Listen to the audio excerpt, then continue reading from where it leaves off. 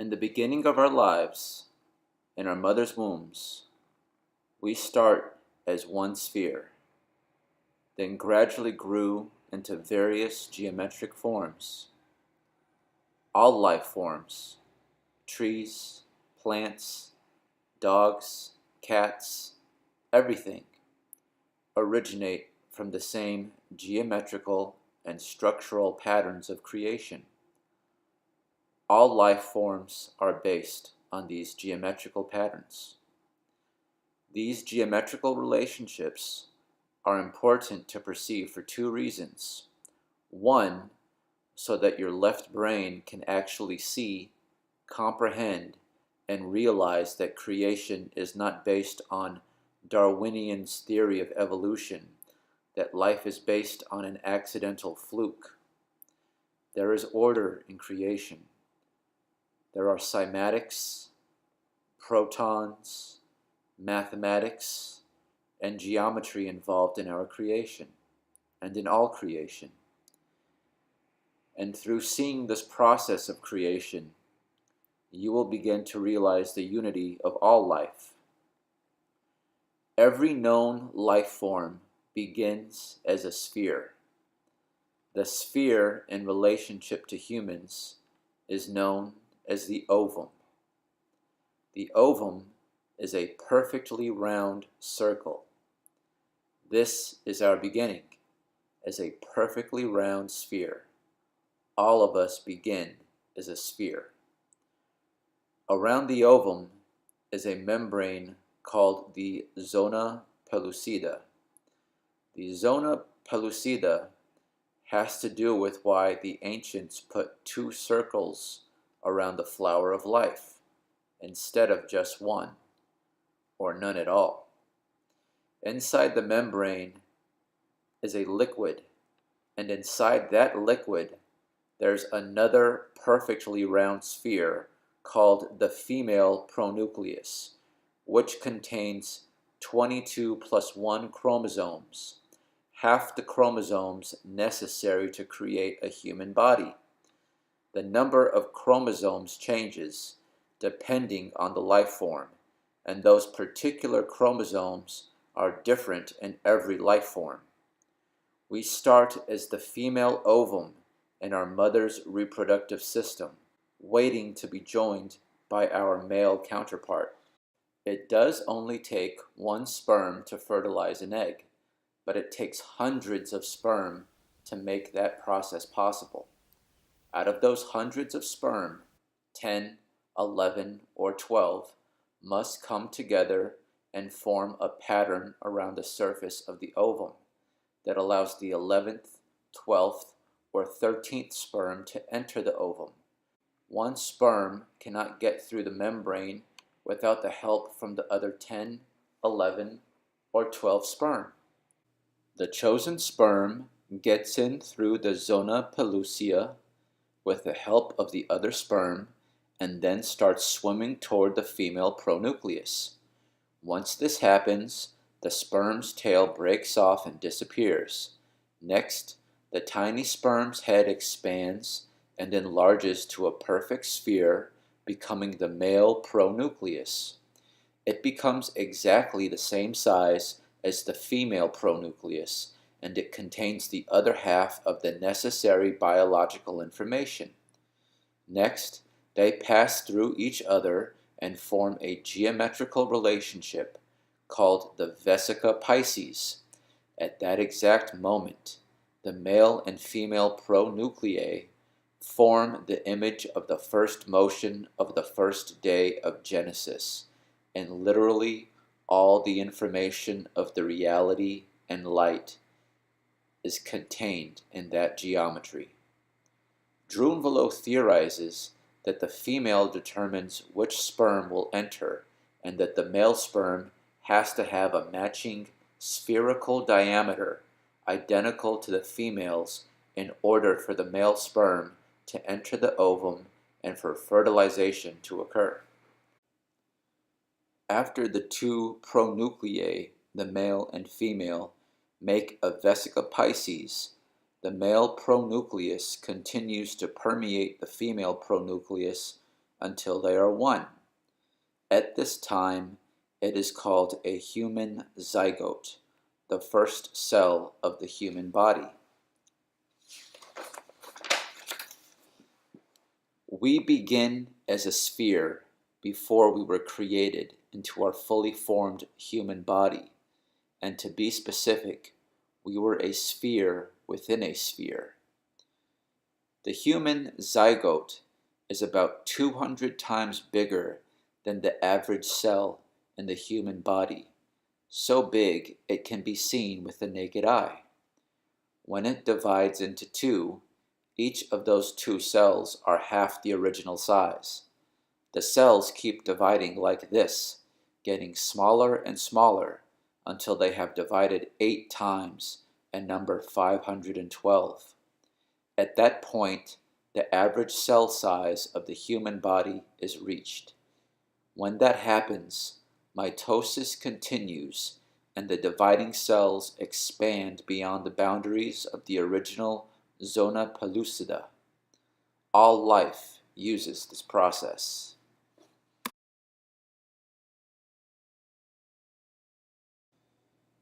The next thing that happens in the conception process is that those little polar bodies begin to migrate through the zona pellucida. One goes down and becomes the South Pole, and the other becomes the North Pole. Then, out of nowhere, a tube appears, running right down through the center of the cell. Then the chromosomes break in half, and half of them line up along one side of the tube and half along the other. This is also evident in human energy fields. It's very much like the energetics of an adult human being. We have a similar sphere of energy around us. We have a North Pole and a South Pole, and we have a tube running right down through our body. Half of our bodies are on one side of that tube, and the other half is on the other side of the tube. This picture is very much like the energy field of an adult human being. After the chromosomes have lined up along the two sides of the tube, they form into two cells, and on each side of the tube and each cell contains 44 plus 2 chromosomes. The next step is that the cells divide again, going from 2 to 4, a binary sequence, 1, 2, 3, 4, 16, and so on. According to Drunvalo, the first 4 cells actually form a tetrahedron, not a square. A tetrahedron is one of the Platonic solids, and the apex of the first tetrahedron points either to the North Pole or the South Pole.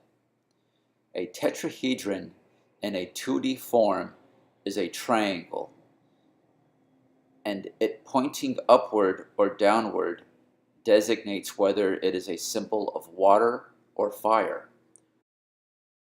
Water pertaining to a female sex and fire pertaining to a male sex.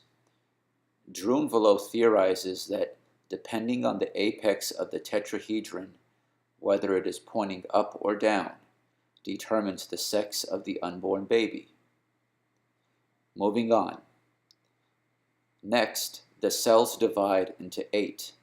They form one tetrahedron facing up and one tetrahedron facing down, forming the star tetrahedron.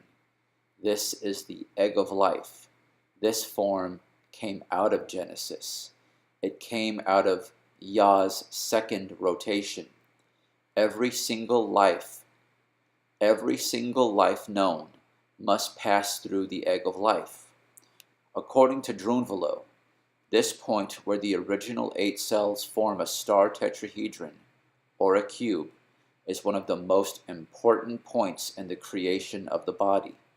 The most important quality of these original cells is that they appear to be identical.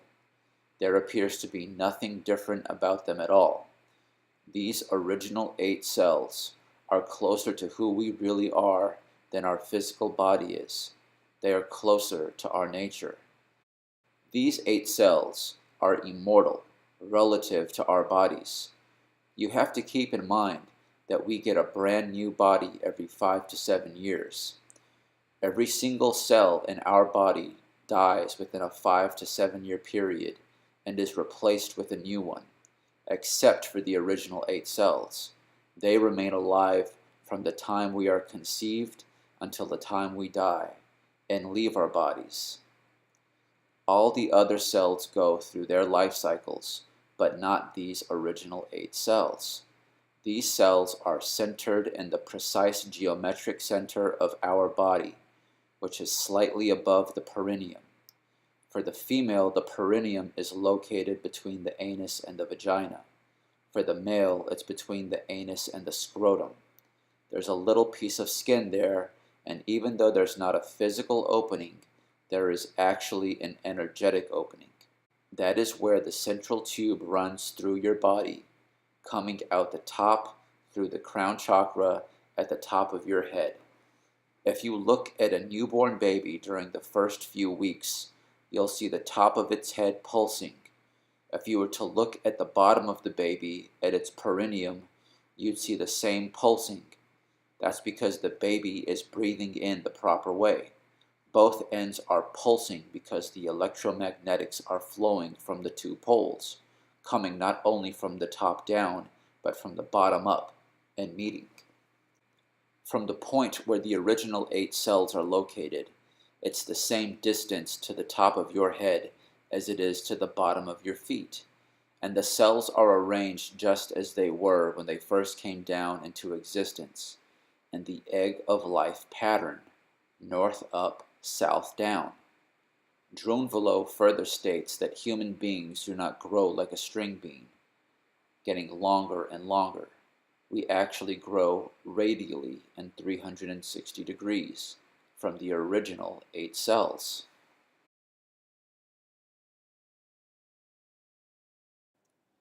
After the 8 cell division, it divides into 16 cells, whereupon it forms another cube or star tetrahedron on the end.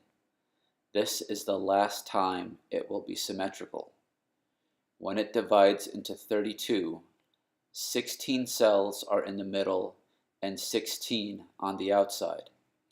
At the next division, there are 32 more cells. The cells start to lose their symmetry and start looking more like a blob.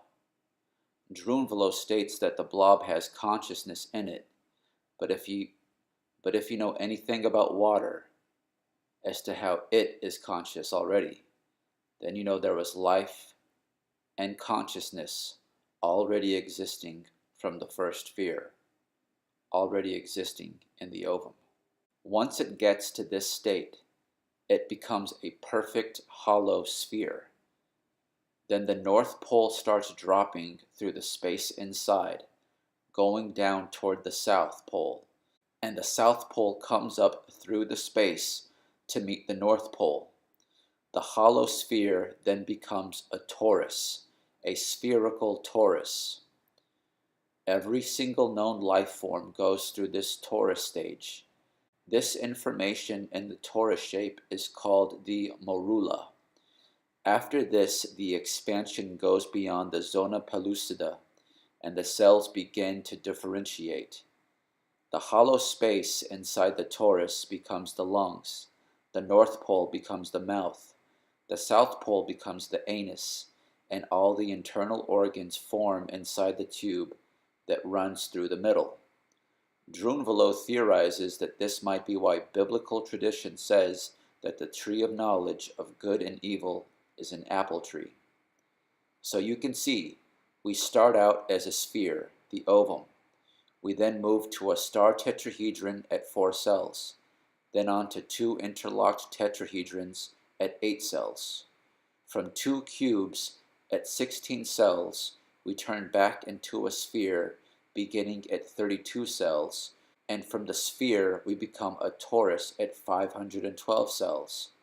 All of these forms are sacred shapes that come out of the first informational system of the fruit of life, which is based on Metatron's cube.